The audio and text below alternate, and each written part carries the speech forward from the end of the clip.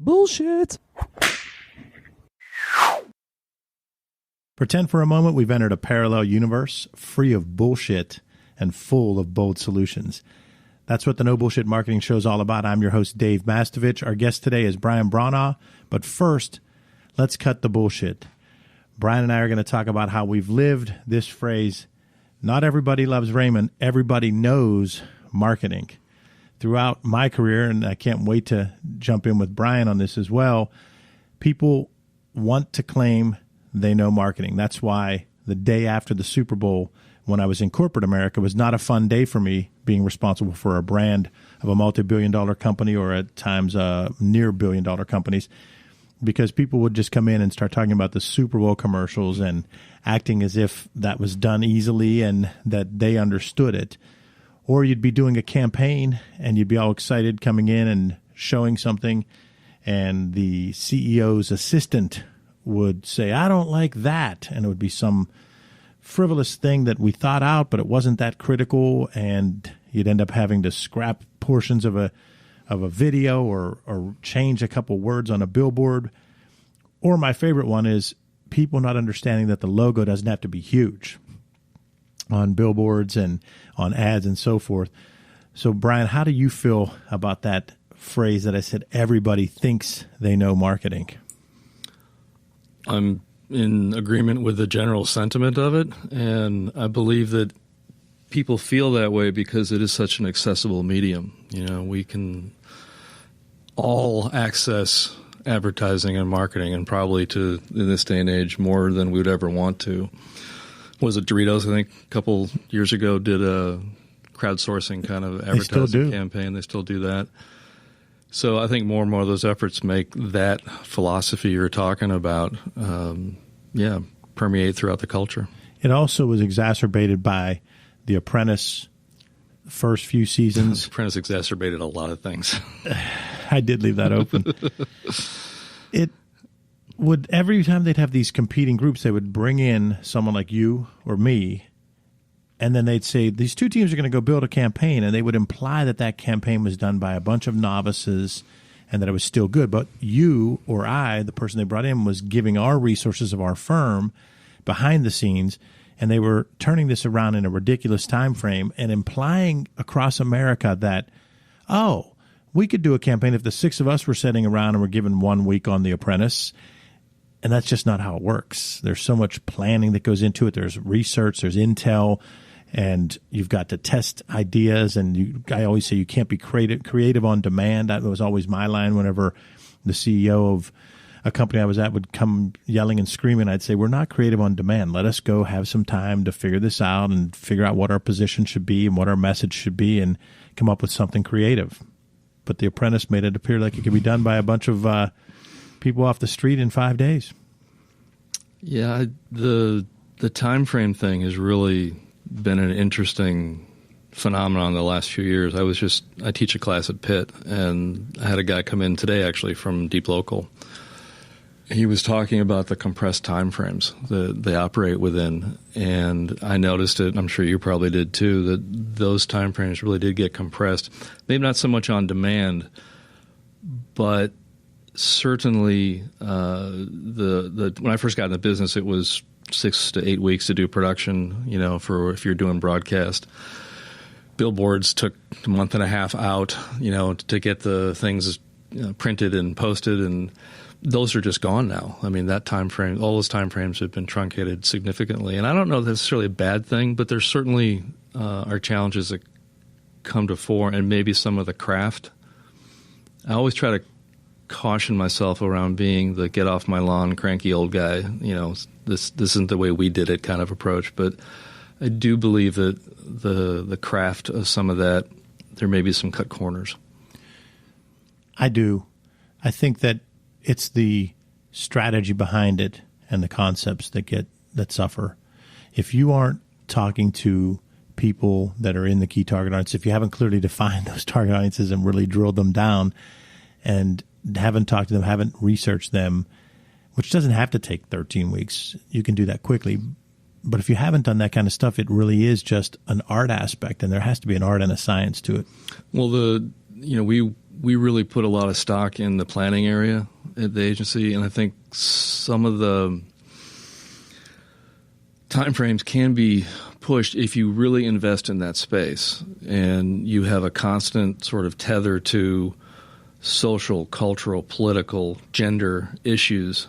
And if that resource is robust and is constantly evolving and constantly giving you information, you can put together research around a particular service, product, whatever it may be, and get to the point quicker than sort of starting from square one and saying, well, we don't know anything about the target right now. Well, if you have a good, robust planning department, you really do know a lot about the target if you employ those resources. And you can have holding companies that do, big research as well. But I really believe that getting a group of, 4 or 5 just motivated, strong planners in a room that are constantly keeping you tethered to what's going on in the world, that's a great way to help with those shortened time frames. I agree. The No BS Show is brought to you by Audible.com. Get a free audiobook download and 30-day free trial at audibletrial.com/NoBS. You can download a free book today by going there. Again, it's audibletrial.com/NoBS. Over 180,000 titles to choose from for your iPhone, Android, Kindle, or MP3 player. You've already heard a little bit from our guest today, who is Brian Bronaugh, owner of 340 Designs and host of the Core 340 podcast. Brian was president and CEO of Mullen Pittsburgh for 25 years and has a track record of building brands for companies big and small across many industries. So, Brian, the official welcome to the show. I appreciate being here. I've been impressed with the library you've put together. Oh, thank you. Well, I have to do one little correction, though. 25 years, not as president and CEO. That makes the resume look way better than it is. I was with the company for 25 years. The last 7 as president, and maybe the last 5 before that as creative director. Awesome. Well, that's perfect segue into the initial question, because you can tell us all about Mullen and even before, because you're going to say some phrases that names of companies that are going to bring back memories for me from early in my career that no longer necessarily exist here in Pittsburgh. Let's start by having you walk us through your educational background and your career journey. You want like a Cherokee Middle School? Is that you far can, back? Or? You can start with Cherokee Middle School. No, we'll jump into coming out of high school. I went to high school in the center part of the state, outside of Williamsport, Pennsylvania, called Montoursville, Pennsylvania, and I wanted to go to a big school. I grew up in Madison, Wisconsin, which was a hub of political and academic activity, and it was just a great sort of mishmash of all these different things, and I was really intoxicated by that city. For a variety of reasons, my folks decided to move out east, and when I got the time to choose a college, Penn State sort of had the most similar parallels that was both in-state, which means, in quotes, affordable, and then it allowed me to get a sense of what I had thought Madison, what UW was about, big school, lots of different intersections that were going to be occurring. So Penn State was the choice I made, and I enjoyed it. I had a good time. I tell the kids now that I graduated with a degree and no clue. I have no idea what I wanted to do. I had a design background. I had a portfolio of pieces, but really no professional sense of what to do with that. And it was my wife, actually, that found this school in Atlanta called Portfolio Center. And we got married, and then moved to Atlanta. She was going to go to the school first, and I was going to, get a job, be employed. Went to agencies, went to design firms in Atlanta, and quickly discovered I was ill-prepared. Penn State, great liberal arts education, enjoyed the time, but it didn't prepare me the way, or maybe I should be fair, I didn't prepare myself the way that I probably should have when I was there. So I went to the school called Portfolio Center as well, and that got me. And we originally went there for design, but I gravitated quickly to the advertising, art direction. I liked the collaborative culture of working with writers, working with photographers, working with filmmakers. It was chaotic. It was stressful. We had a class of like 35 when we first started, and there were 6 or 7 people that finished the program there. But that led me to the path of advertising. I got an internship. I got my first job in Atlanta, and then it led me up here to Pittsburgh when I got a job with Ketchum here in Pittsburgh. And so Ketchum, tell us about that. How long were you there, and what was that experience Ketchum, like? One of the people that I really I think you're going to ask a mentor question later, but one of the guys that I really took an interest in me was a guy named Norm Gray, and he was a teacher down at Portfolio Center. He also worked at J. Walter Thompson as a creative director, and one of the great things about that school was their teachers were sort of like the adjuncts are today, where they're working professionals, so classes were, I find, at night, on the weekends or during lunch hour. But I got to know Norm and just clicked, gave me an internship at this little place in Atlanta, and my first job. He came up to Ketchum after he left J. Walter and was hired there to work on Pizza Hut and some other things, I believe. They had that in their D.C. office. But they, when I was in Atlanta, I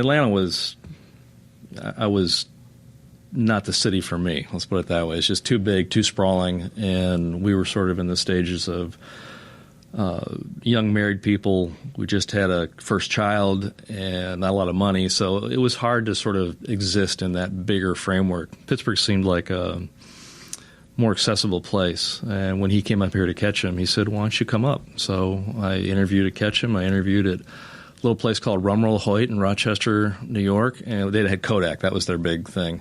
And then Leo Burnett in Chicago. And those are the three places I sort of put myself out to. And Ketchum made me the best financial offer, $12,500. Whoa. Big money back then. But I moved up here with the idea, okay, I'll hang out here for a couple of years, work on hopefully some national accounts, and build my portfolio. And then I was going to sprint off to San Francisco, Portland, Minneapolis. I mean, some of those are advertising meccas back in the early 80s. With places like Fallon McGilligan and Goodby Berlin and Wheaton and Kennedy. I mean, all these places were doing fantastic work, and I wanted to get into that framework. But I thought Ketchum would be a good, jumping off point. And it turned out that it wasn't. It turned out that the experience there was not creatively driven. That got to be a problem. When you come out of school, I mean, you think you can take on the world. And Portfolio Center probably did a good job of training you how to think, but also giving you an arrogance that probably wasn't warranted. And I think I had some of that when I came to Pittsburgh. So I spent about 2.5 years at Ketchum. I probably should only spend about 2, but I got to know the city, and I loved it. I just really liked this area a lot. It fit, back to that. We had Penn State connections, so I was closer to that. My wife's family's from State College, so we were closer to her family. Second child came along, and we kind of cemented ourselves into the community. But when I was at Ketchum, I started to look around at the landscape that was being created from an advertising standpoint. So Demon Nelson had just formed. Warner Chapelsky had just formed. And as it turns out, that's one of the reasons I got a job at Ketchum, because these people had left Ketchum to start their own places. Which created an opportunity to bring new talent into the market, and hopefully I was considered at that point younger, newer kind of talent coming into the market. But I got to start to talk to these folks and some of the networking things, and that led me to Ray Warner and John Chapelsky at Warner Chapelsky, and I pestered them for like a year and a half. It was a no holds barred, just. I sent promotional pieces. I sent ideas. I think I wore them down, and they finally made me an offer for less than I was making at Ketchum at the time, but it was worth it. I wanted to get back into, and this has been a sort of a hallmark of my career, is that big starts to make me feel very uncomfortable. Ketchum was big. Warren Chapelsky, I was the 9th or 10th employee at that point, and I loved the work they were doing. They were just really focused on the craft and the product, and Ray's been he's a legend in the Pittsburgh ad community. John, I would argue, has had significant contribution, but a much quieter version. He said he was going to disappear as soon as he retired, and he wasn't kidding. He disappeared. But Ray's been very active, and so I got to work there, and that's what led to the 25-year comment you just made, is that Warren Chapelsky turned into what Mullen was. It was the same place, but the names changed significantly, and many times it got to be a joke that every 2 or 3 years we changed our name once they sold to the holding company called True North. So True North led to the merger with IPG and Republic Group, and that's what formed Mullen. So the last 20 years or so of maybe not quite that, maybe 17, 18 years of my time at this place that started out as Werner Chapelski and became Mullen. That's what we were known as Mullen. And that's what where I stayed, and I grew through the ranks of, art director, senior art director, ACD, creative director, and then president. I convinced Joe Grimaldi that when my boss, Bob Bernardini, retired, you should consider having me in this role. And there's a long story behind that, because I wasn't initially considering that role. But after seeing the interviewing process and the kind of people we were talking to, I got the confidence that I could do it. Probably, again, back to some unwarranted confidence. I don't think I did. I don't think I did the creative director job nor the president job very well the first year and a half of doing both of them. Just trial by fire, getting thrown in the deep end and not succeeding half the time. But it got better, and I stayed there until we closed our doors after the Highmark contract was not renewed. And I can get into that detail if you want. But how big were you guys at the end? How many employees? I'm going to say 48 employees. We had a high during the 25 years there, I think, of around 82 employees. And then a variety of reasons, from AOR relationships to technology, we kind of hit a sweet spot of that just around 50 space in terms of FTEs. Mm-hmm. We had a library of freelance people we used extensively as well, too. Mm-hmm. They called them part-time employees. Holding company speak, you don't have freelancers, you have part-time employees. What's the at the tail end of the Mullen years, what's the most positive memory you have of what you did? What was some of the most fun thing you did? I don't mean specific client, just what did you enjoy the most about the job? I like to be a glass half full guy. Really, the last 2 years of Mullen, I think you could talk to anybody that worked there. They were not particularly enjoyable. It was a hard slog. We were, the fallout from Milani getting fired. It was a ripple effect that, I'm not trying to woe is us, but there was ripple effects from that affected a lot of people internally at Highmark and certainly at our place. And it was because our biggest client was in such throes of, dysfunction and trying to figure out who they were going to be next and this war with UPMC, that it affected the relationships we had, very positive relationships we had for a long time with Highmark. But the last 2 years were really tough. It was hard to manage that.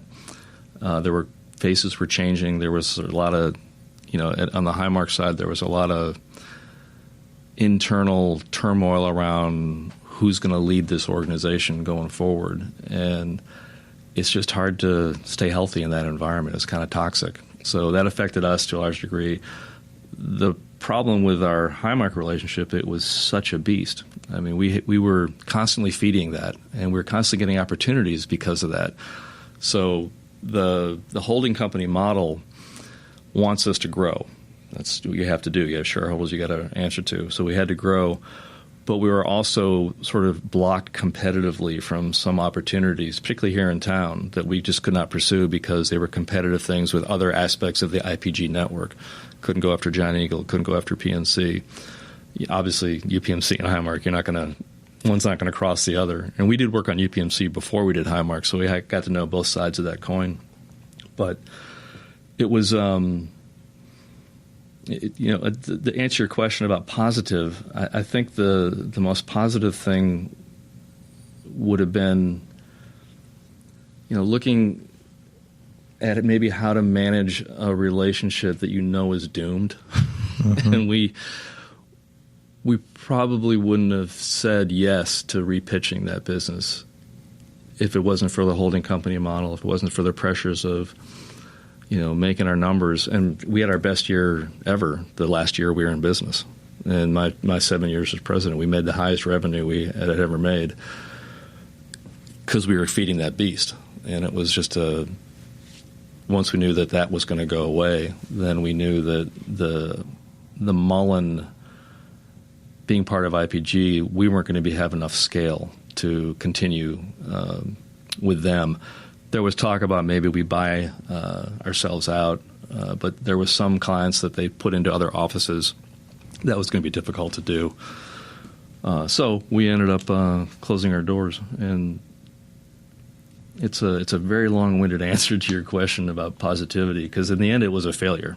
And that's not necessarily a bad thing. You and I were just talking before about you use these moments, these forks in the road to learn from. And I think that last particularly 6 months, and maybe even more finitely the last 3 months when we knew we were not going to be going forward, we all had a chance to really explore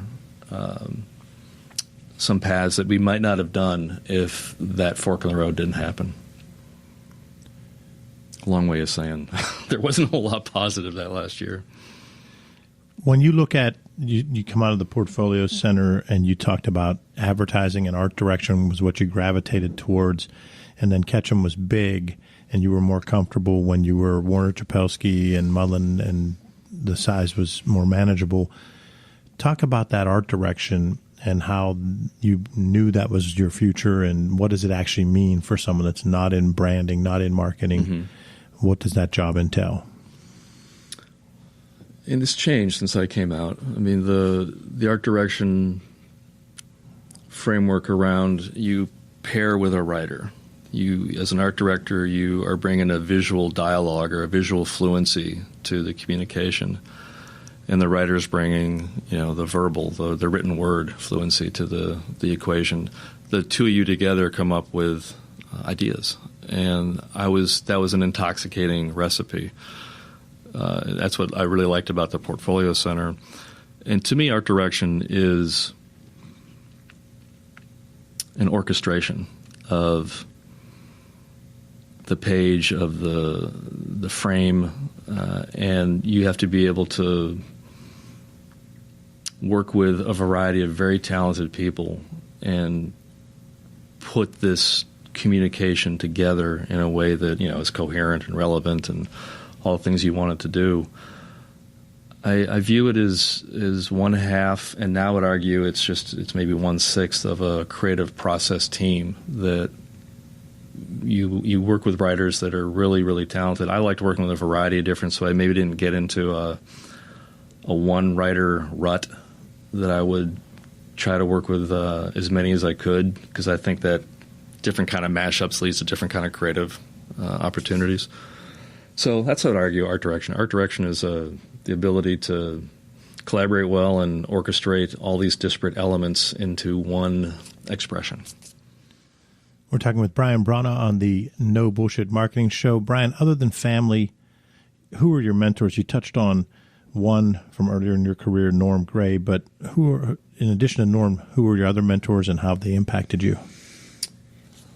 Teachers, for sure. I had a teacher at Penn State named Bill Kinzer, who was the first guy that scared me. And it was the first class I had with him, and it was a design class, and he gave us an assignment. He seemed gruff but friendly, and worked really hard on the assignment. It was some sort of typographic assignment, and we all put our stuff on this ledge that was in the classroom. He walks into the class, doesn't say a word to anybody. He walks up and down the ledge, and then he just at one point stopped and tipped all of them off the ledge onto the floor. And it was the wake-up call of like, one, this isn't going to be easy. This is going to be hard. And he became this, he's like the coach that really pushes you. But he had a warmth about him, even if he didn't want to admit it. It was the first guy that kind of made me go, you really got to work hard in this business. You really got to, if you really want to be here, if you want to contribute in a creative process, you've got to have some sweat equity into it. You can't just show up and expect, to be brilliant. You have to put the work into it. So that was one guy. I mentioned Norm Gray at Portfolio Center. Completely different personality. He would find a way to tell you your idea was terrible, and you felt wonderful about it. He was just a really killed you with kindness kind of thing. Really enjoyed him as well. And then I would argue maybe instead of mentors, I would say peers are what really influenced me. I've had the good fortune to work with just a variety of wonderful people. You know, a guy like Dave Walker at Ketchum, who I was thought really highly of. Dave Hughes, who ended up working with it. Werner Chapelski, he runs Garrison Hughes now, along with Billy Garrison, another good guy, good writer. All these people, Dave Popelka is a guy who became sort of my right arm at Mullen in the planning area.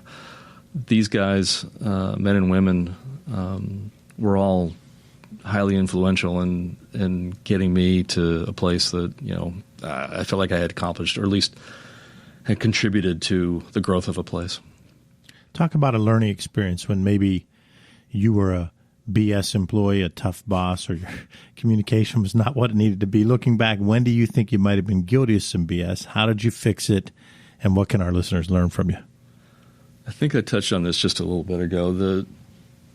I don't think I was ever I was not a Bill Kinzer. I was not a tough SOB. I don't think I ever yelled. I'm just not that guy. I don't yell. I like to have dialogue around things, like to converse, and maybe if I'd employed a little bit more of that Kinzer kind of approach, it might have been actually more effective. I mean, I think about it a lot, where you can coalesce around diversity of thought and opinions, but at some point you should probably be a little more aggressive in saying, this is the way we're going to do things. Having said that, to me, the learning point thing was, you know, when Highmark informed us that we were going to put the business up for review, I think at that point we should have said, great run, 15 years. Any agency would sign up for a 15-year run with a client like that. We appreciate everything we did together, but we're not going to participate in the review. And we would have taken that time frame, that energy, those resources, and we would have put it toward pursuing business that we maybe not have been able to pursue before. It's a great sort of what if 2020, but the learning to me was that, and we knew this even going in, the incumbents rarely win. When you bring in new people like Highmark was doing over the last 2 years since the Milani exit, that it was a long shot for us to keep it. But I would have loved to have. I think the learning there is that just your instinct, in many respects, is something you should follow. And I think our instincts we overrode with this idea of meeting what the holding company needed, meeting what Mullen needed, and trying to, I don't know, save our jobs. And that's not the way to go about saving your job, is to operate within that framework. So I think that would be the biggest learning. I'm sure I was full of shit on a lot of occasions, where I probably waxed too philosophical on stuff. I would talk to Popelka about this a lot, where I tend to see things very optimistically, and he was very much a realistic guy. So I think my bullshit moments were probably in believing too quickly, too soon, the people that were coming in the door saying, hey, we got this, the next best thing here. And I probably needed to question more at the outset when those kinds of people and or services or opportunities came in the door. It's the No Bullshit Marketing Show. I'm Dave Mastovich. I'm with Brian Bronaugh. He's mentioned a name a number of times, and it's Milani, is what he said, the Milani situation. And for our listeners that maybe aren't aware of that, Ken Milani was the longtime CEO of Highmark, the largest insurer, the former Blue Cross and Blue Shield of Western Pennsylvania. Used to own the marketplace until UPMC built a health insurance plan, which I'm completely biased when I make that statement because I was there when it was built. And we helped build it, too. Yeah. We were Werner Chapelski. We built the whole Choose a Hospital If Your Life Depended on a campaign. And as you know, that's been the huge success. They actually brought it back. Along with Blythe. Blythe's still doing the Blythe. So the Ken Milani situation was he ended up getting into an altercation, long stories all on the internet, but an extramarital affair, and got into a fight with the husband of the woman he's having the affair with. And why I'm telling this story is not to bring up gossip, but to say how that action impacted this entire 29-county region way more than anybody realizes. Now, you have a home, close to home one, where it impacted you because it changed the dynamic of your company, because Highmark then had different people in charge, and so they went away from your agency. So your agency had people lose jobs and people lose their dreams. Throughout this region, it's been impacted because it changed the whole marketplace, because Milani was going down a path to battle UPMC very differently than what has happened since. So it's a pretty amazing story. Any thoughts you want to add to it? I think it's and just to, I don't want to judge Ken necessarily on what things got him in trouble. I think that, there's always going to be, he would even admit it himself if he was right here, is that there was a CEO-itis that happens. So you get to a point where you're at that level and your listening chip gets altered some. But Ken was a really good CEO. Yes, and I would argue that with anyone, that he had vision, he had foresight. I think he had a plan for how to compete in the marketplace. And whether or not you were, UPMC or Highmark, I think most of the marketplace probably got sick of that over the couple of years that they were really battling it out. But, yeah, he fell victim what a lot of people in those stages or that level of business fall victim to, is CEO-itis. And I think he was a good CEO. I would love to have kept working with him to help build what they were building. But that really put them into sort of this Twilight Zone tailspin for 2.5 years or so. And then this new guy, David Holmberg, I think he's sharp. I like him a lot, and I think that he's going to they got the person in position to get them back on track. And it's a completely different environment from what it was when Ken was there, with the things that happened around the ACA and, whether that's going to stay or not, who knows. But I do believe that they've got a good path forward now. I know the CMO, Cindy Donahue, as well, and I think she's really sharp. So they've gotten back on track now. Mm-hmm. But there was a period of time where there was just this lost couple of years. We kind of shepherded them through a little bit of that, but we were certainly a ripple effect result of that relationship dramatically changing. And then, as you well know, when relationships dramatically change in our business usually goes away. Without a doubt. You talked about Warner Chapelski turning into Mullen. Was it called other things? Yeah. Was Bozell? I was hoping you wouldn't bring that up. Was Bozell Campstra one? Yeah, Bozell Campstra. We went from Warner Chapelski to Poppy Tyson. Yes, I remember. Which was sort of one of the earlier, they would call it internet agencies back then. Yes. And we were Poppy Tyson for, a couple of years. And then True North came into the picture and reorganized all their holdings, of which Poppy Tyson was one, and the Bozell network was part of that. And then when they called us down to say, okay, we're not going to become part of Bozell, and we thought, oh, cool, Bozell. It's a household name within the advertising circles. And they said Campstra, and we're like, what? We never heard of Campstra, but they were sort of a B2B arm, and they kind of mashed these things together. So we were part of a 7-city office structure called Bozell Campstra, and that lasted about 3 or 4 years as well. And that's when IPG swallowed up True North, and they didn't know what to do with this office because there was no IPG entity that they could fold us into. So they asked Martin Agency, they asked Mullen, and I think they asked Tierney and Philly about, would you take this Pittsburgh agency on? And Joe Grimaldi from Mullen said, sure. That's how, I think it was probably literally that casual. That's how we became part of Mullen. Not far off when you watch Mad Men. Hear more of my interview with Brian Bronaugh on part 2 of the No Bullshit Marketing Show.